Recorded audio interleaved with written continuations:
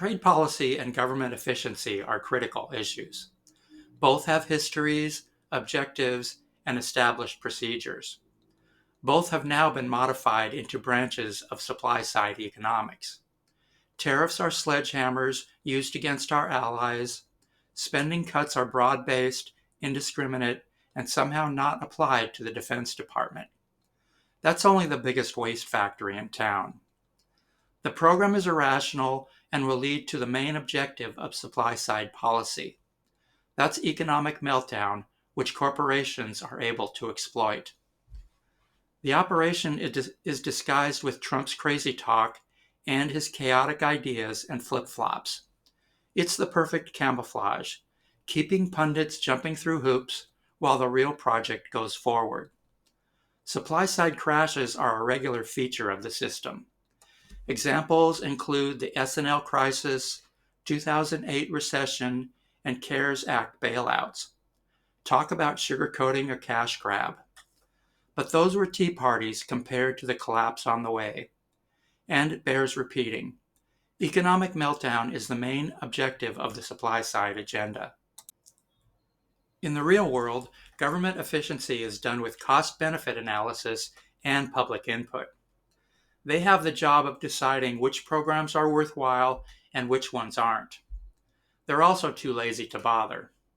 And power vacuums are filled by special interests, and surprise, surprise, the financial elite are using reform as a cover to destroy the government itself. Trade policy has several versions. One is protectionism, which is a mix of tariffs and subsidies. The best option is subsidy for a couple of reasons. It doesn't alienate our trading partners, and we have buckets of cash to throw at selected industries. We would have the cash, that is, if Wall Street were not hell-bent on looting public coffers. Both options are used strategically to build essential industries and those that strengthen the rest of the economy. Examples include steel, pharma, aluminum, semiconductors, and others. And speaking of industries that strengthen the economy, examples are mass transit and clean energy. Transit would make travel more efficient.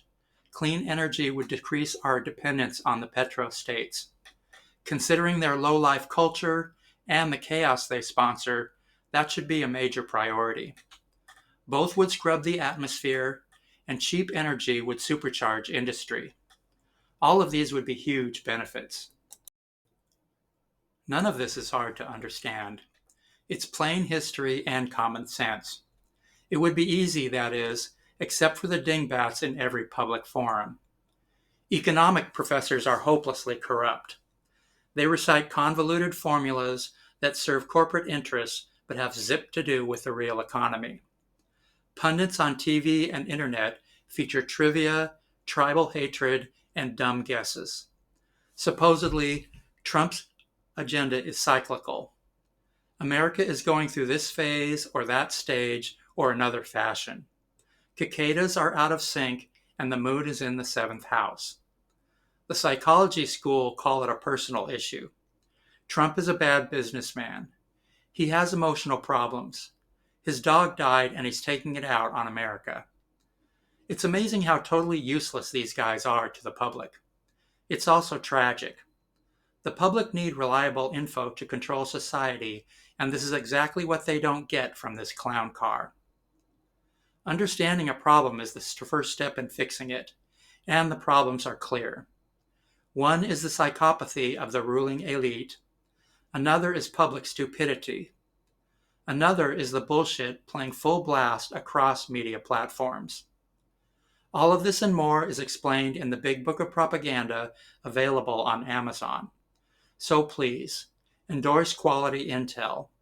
Hit the like button, subscribe to the channel, and read the book. Thanks.